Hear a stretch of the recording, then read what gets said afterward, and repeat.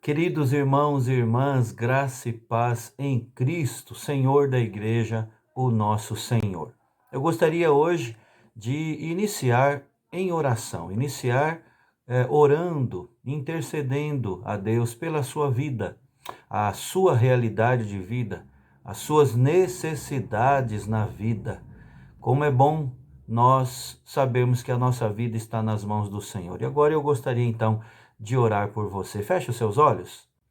Querido Deus, nosso Pai, obrigado a Deus por podermos estar aqui neste mesmo propósito de te buscar nesta noite, abrindo a tua palavra, abrindo os nossos corações para receber o teu recado, ó Deus, e também para colocarmos diante do Senhor aquilo, ó Deus, que tem nos preocupado, as nossas demandas diárias, as nossas necessidades. O Senhor conhece bem de perto cada um daqueles que estão agora, ó Deus, aqui conectados. O Senhor sabe, ó Deus, o que se passa nos seus corações, ao redor de cada um, dentro de casa, na família, questões de trabalho, planos que, quem sabe, por causa da pandemia foram adiados, ó Deus. Ó Pai, colocamos tudo isso em tuas mãos. Pedimos graça do céu, que o Senhor renove o ânimo, que o Senhor, ó Deus, aponte a direção e sustente, segure firme na mão de cada um, ó Deus. Dispensa o teu favor, leva da tua paz, ó Deus, paz que excede todo entendimento. Dá sabedoria do céu a cada um dos teus servos, ó Deus. Não nos deixe sós, porque sem ti nós nada podemos fazer. Nós iniciamos a nossa devocional rogando estas bênçãos ao Senhor e orando em nome de Jesus. Amém. Amém. Irmão e irmã, talvez uma das bênçãos maiores no meio dos tempos difíceis ou em meio a tempos de dificuldade seja a contemplação de quem Deus é.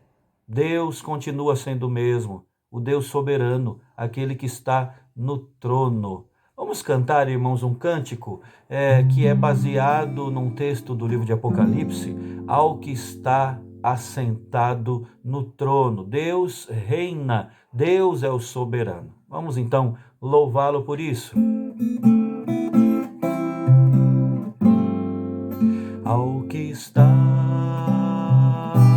assentado no trono e ao Cordeiro seja o louvor e a honra e a glória e o domínio pelos séculos dos séculos. Amém.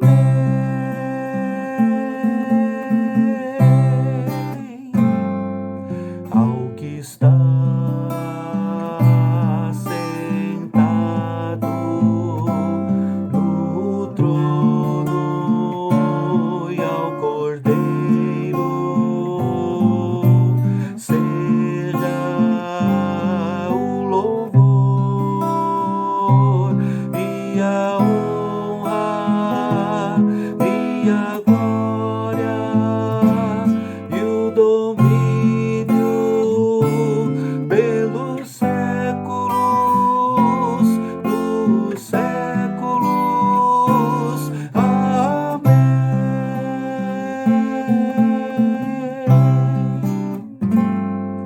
Amém.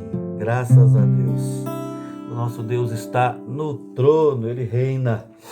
E a Ele seja dado todo o louvor e toda a honra. Irmão e irmã, convido você a abrir mais uma vez a sua Bíblia no livro de Atos, Atos dos Apóstolos, capítulo 9, a exemplo do que fizemos no último estudo, na última devocional. Nós vamos aqui estudar a respeito da conversão de Saulo. Demos uma introdução e agora vamos prosseguir.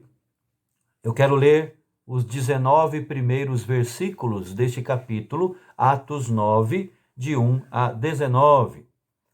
O texto sagrado, a palavra de Deus nos diz: Saulo, respirando ainda ameaças e morte contra os discípulos do Senhor, dirigiu-se ao sumo sacerdote e lhe pediu cartas para as sinagogas de Damasco, a fim de que, caso achasse alguns que eram do caminho, assim homens como mulheres, os levasse presos para Jerusalém. Seguindo ele estrada fora, ao aproximar-se de Damasco, subitamente uma luz do céu brilhou ao seu redor. E caindo por terra, ouviu uma voz que lhe dizia: Saulo, Saulo, por que me persegues? Ele perguntou: Quem és tu, Senhor? A resposta foi: Eu sou Jesus, a quem tu persegues. Mas levanta-te e entra na cidade, onde te dirão o que te convém fazer. Os seus companheiros de viagem pararam emudecidos, ouvindo a voz, não vendo, contudo, ninguém. Então se levantou Saulo da terra, e abrindo os olhos, nada podia ver. E guiando-o pela mão, levaram-no para Damasco. Esteve 3 dias sem ver, durante os quais nada comeu nem bebeu. Ora, havia em Damasco um discípulo chamado Ananias. Disse-lhe o Senhor numa visão: Ananias. Ao que respondeu: Eis-me aqui, Senhor. Então o Senhor lhe ordenou: Dispõe-te e vai à rua que se chama Direita, e na casa de Judas procura por Saulo, apelidado de Tarso, pois ele está orando, e viu entrar um homem chamado Ananias e impor-lhe as mãos para que recuperasse a vista. Ananias, porém, respondeu: Senhor, de muitos tenho ouvido a respeito deste homem, quantos males tem feito aos teus santos em Jerusalém, e para aqui trouxe autorização dos principais sacerdotes para prender a todos os que o invocam, ou melhor, a todos que invocam o teu nome. Mas o Senhor lhe disse: Vai, porque este é para mim um instrumento escolhido para levar o meu nome perante os gentios e reis, bem como perante os filhos de Israel, pois eu lhe mostrarei quanto lhe importa sofrer pelo meu nome. Então Ananias foi, e entrando na casa, impôs sobre ele as mãos, dizendo: Saulo, irmão, o Senhor me enviou, a saber, o próprio Jesus que te apareceu no caminho por onde vinhas, para que recuperes a vista e fique cheio do Espírito Santo. Imediatamente lhe caíram dos olhos como que umas escamas e tornou a ver. A seguir levantou-se e foi batizado. E depois de ter se alimentado, sentiu-se fortalecido. Então permaneceu em Damasco alguns dias com os discípulos. Nós vimos no estudo anterior, irmãos, que muitas vezes a nossa tendência é classificar aquelas pessoas que nós julgamos um caso sem solução, um caso perdido, como sendo difícil demais, ou difíceis demais para Deus. É como se nós limitássemos o poder de Deus, a graça de Deus, e ao analisar a vida de pessoas ao nosso redor, nós já carimbássemos, né? É muito difícil. No entanto, nós vimos que isso não acontece, não há quem resista à voz de Cristo e à ação do Espírito Santo na sua vida, no seu coração. Esse é o caso de Paulo. E a conversão deste homem, a transformação de Saulo, não é? É que nós chamamos Paulo, porque ele ficou assim mais conhecido após a sua conversão. Mas a conversão desse homem tem um significado muito especial na história do cristianismo. Essa conversão de lobo em pastor, de perseguidor da igreja em perseguido por causa da fé cristã, se deu ali no caminho para Damasco. É quando Cristo, o texto que lemos, se apresentou a Saulo numa visão. Essa história, devido à sua relevância, é registrada até por 3 vezes aqui no livro de Atos. Também é algo que muitas vezes nós não nos damos conta, né? Mas além do capítulo 9, é registrada também no capítulo 22 e no capítulo 26. E mais, também é inferida do primeiro capítulo da carta de Paulo aos Gálatas. E juntando todos esses textos, nós temos detalhes que escapam a nós na leitura de um só deles, né? Quando nós juntamos todos esses relatos, nós vemos que era quase meio-dia, quando já nos arredores ali, próximo a Damasco, Paulo viu uma luz mais resplandecente que o sol, brilhando ali ao redor dele. E Paulo viu a incomparável glória de Cristo. Agora, o próprio Jesus o interrogava.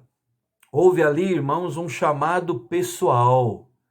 Jesus o chamou pelo nome, você notou isso? Saulo, Saulo, por que me persegues?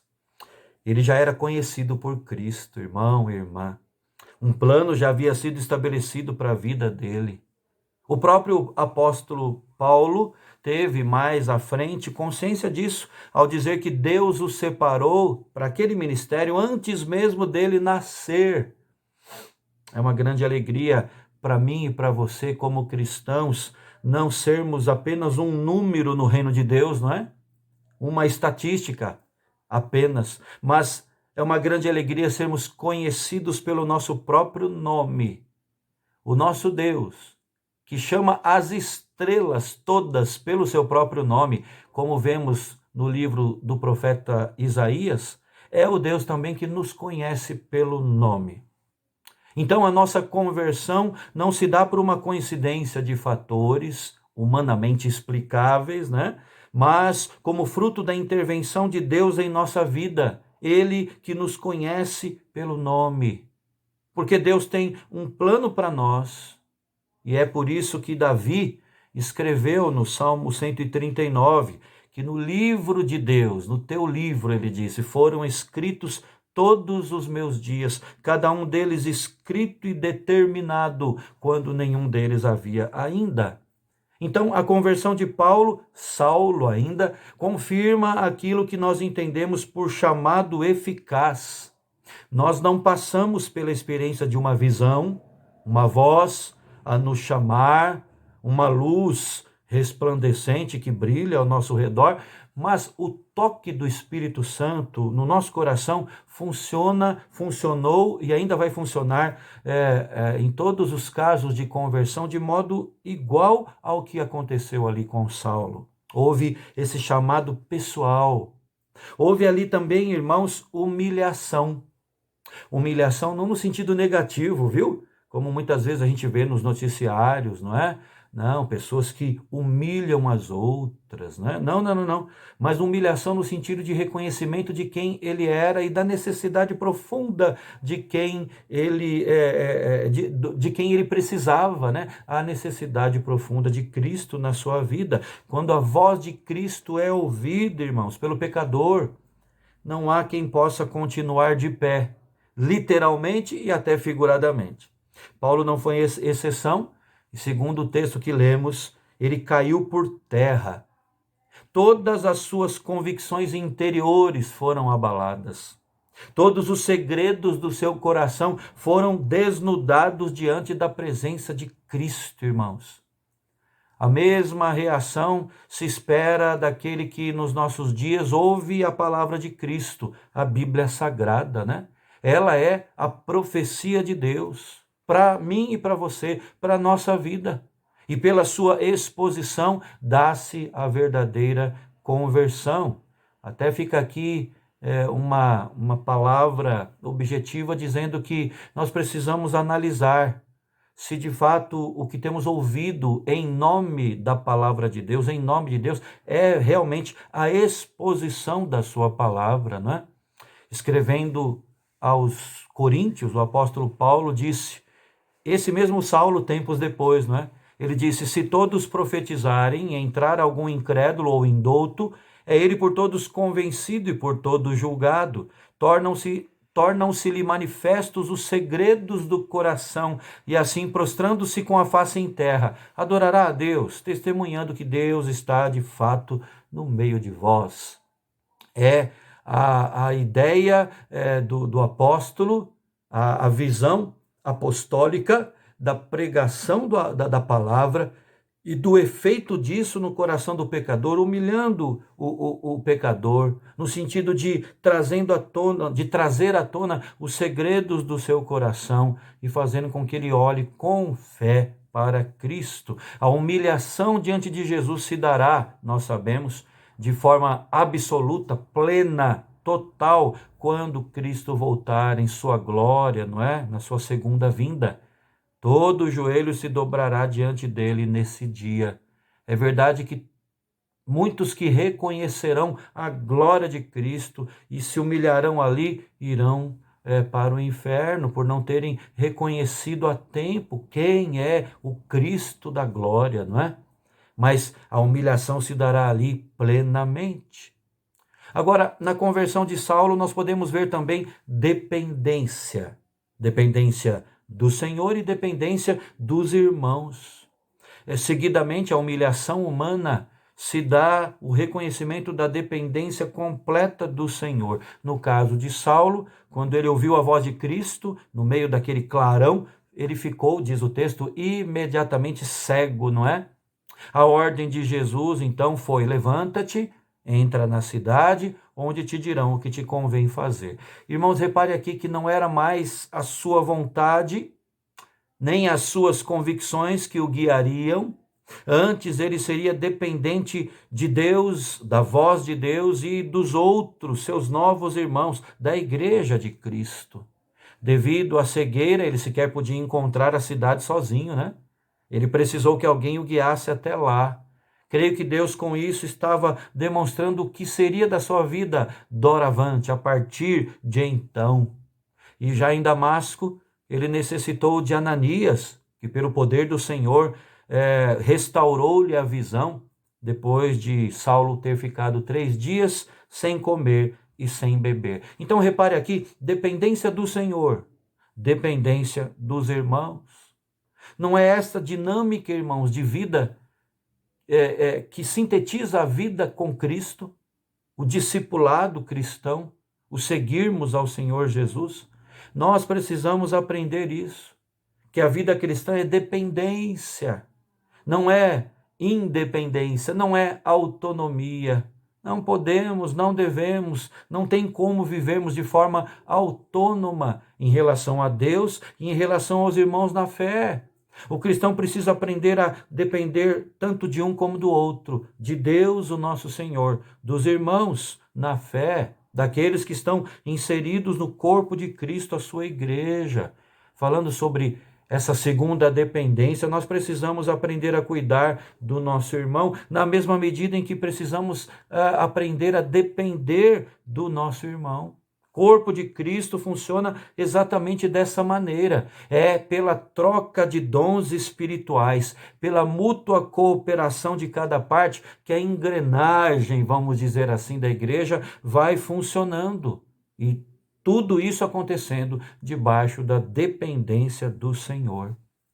Mas podemos ver mais aqui na conversão de Saulo.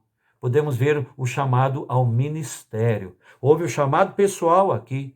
Houve a humilhação aqui, o senso da dependência de Deus em primeiro lugar e dos irmãos na fé, mas houve também um chamado para o serviço, para a obra. A conversão de Saulo foi acompanhada imediatamente de um chamado para o ministério.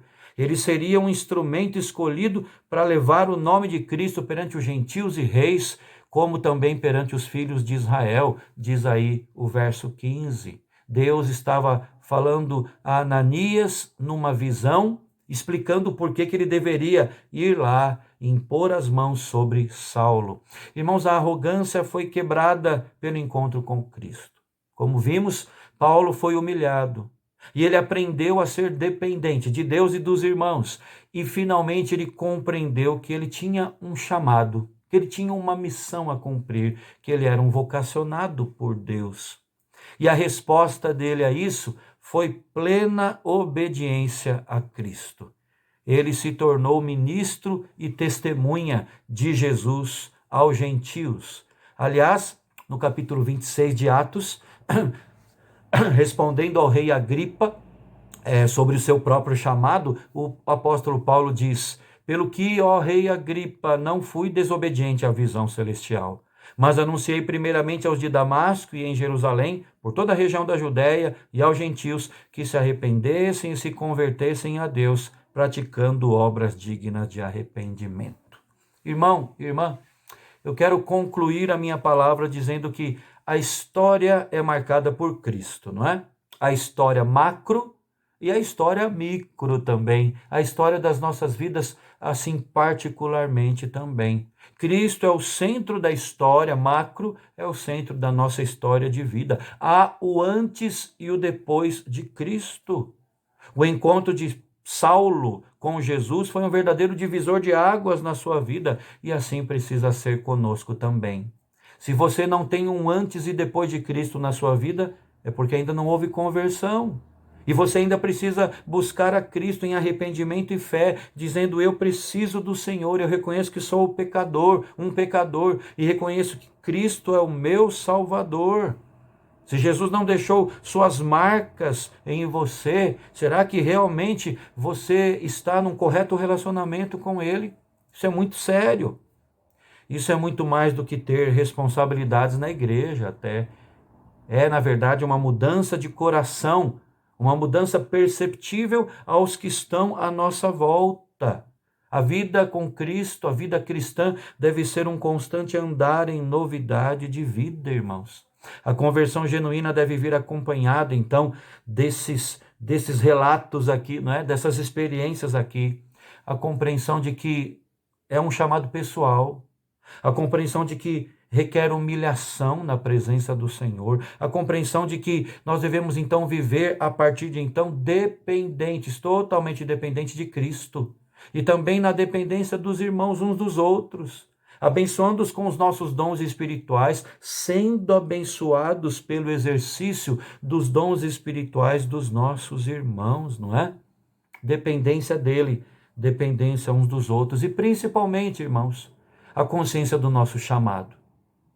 Ouse desempenhar o chamado de anunciar o Evangelho, de arrebanhar almas, de alcançar vidas. Nós, irmãos, vez ou outra, precisamos voltar ao que é básico, precisamos rever a nossa conversão, sabe? Precisamos repensar isso, para trazer de novo o frescor dos primeiros dias na fé e novamente prosseguir no caminho da fé como Deus quer. Que Deus abençoe a sua vida. Convido você mais uma vez a orar agora com a sua família, consagrando as suas vidas, pedindo a bênção do Senhor para o seu lar, para a sua família, para o seu trabalho, mas também intercedendo por todos aqueles que precisam tanto nestes dias de crise. Deus abençoe a sua vida e a sua família. Um forte abraço.